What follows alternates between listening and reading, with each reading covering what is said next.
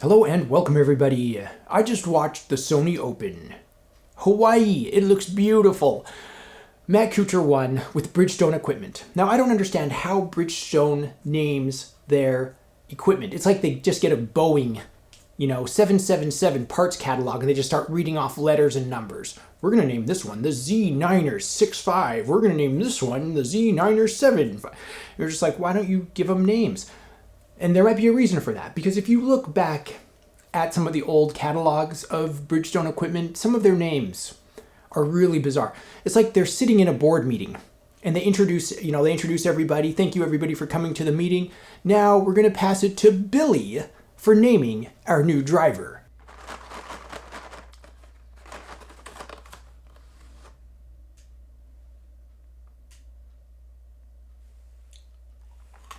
It's a Whopper. I don't know what they were thinking. Billy, why? Why did you name it the Whopper? Out of all the names, it's like, let's name it after a hamburger and some candy. Okay. Derp derp. Maybe this is why they stick with Boeing catalogs, right? Parts catalogs. It's just numbers and letters so that way they're not getting any more Whoppers out there. It is a very interesting driver. There's some problems here. I'll talk about it. I might risk taking this out onto the range. But Bridgestone had a very competitive start. They're looking to, break into the golf industry and they're just going to elbow their way in. And this is right at the era of the last hurrah of steel. Right at the time of the Callaway Big Bertha. Bridgestone's like, Metalwoods, we're in on this. And so they came out with this little green bean. So you can see right here on the toe, big decal, Whopper. It's always good to put a name like Whopper as big as you can. I'm surprised he didn't put it across the crown. You can see, looks like there's some rust or something going on here. The joys of steel. I don't like this V sole pattern. They did this for fairway woods too for a while. Anyway, interesting idea. Trying to get some toe heel weight here. Bridgestone, clearly labeled, 1. I don't know about this finish either. Kind of interesting. This is one of those drivers that you could totally hit off the fairway. So let's get a view right here at address. It looks pretty clean.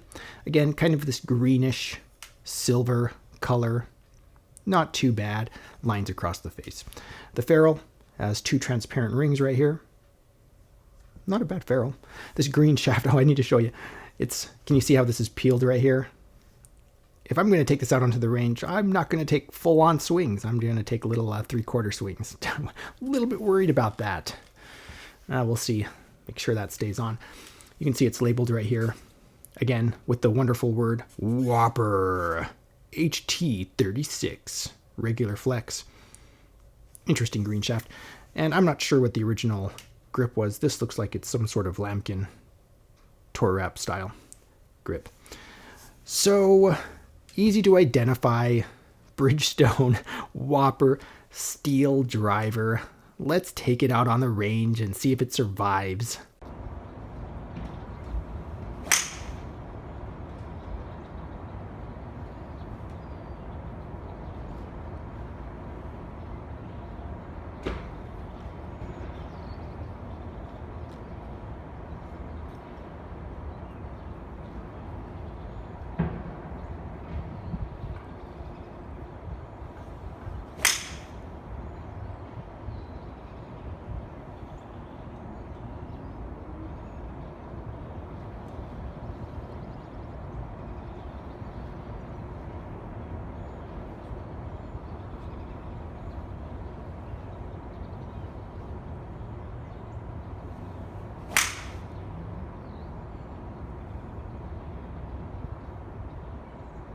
What are your thoughts about the Bridgestone Whopper?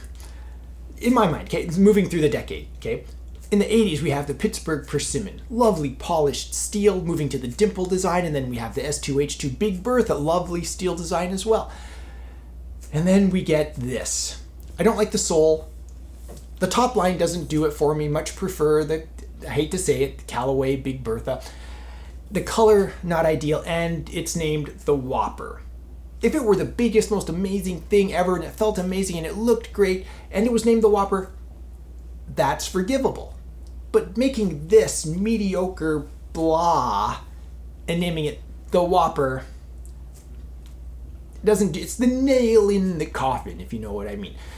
So for me, this doesn't belong in any of my vintage sets. It belongs in the Arby's dumpster, where all drivers of this caliber belong, right? I'm really struggling to think of where this would fit in anything that I have. I'm looking forward to reading your comments, seeing what you have to say about it. Bridgestone Whopper. If you want to support the channel, please visit the link in the description for my Amazon affiliate shop. I make some proceeds from everything that sells through that shop. I really appreciate all the help. And be sure to subscribe, thumbs up the video if you enjoyed it. Thank you so much for watching. I am The Vintage Golfer.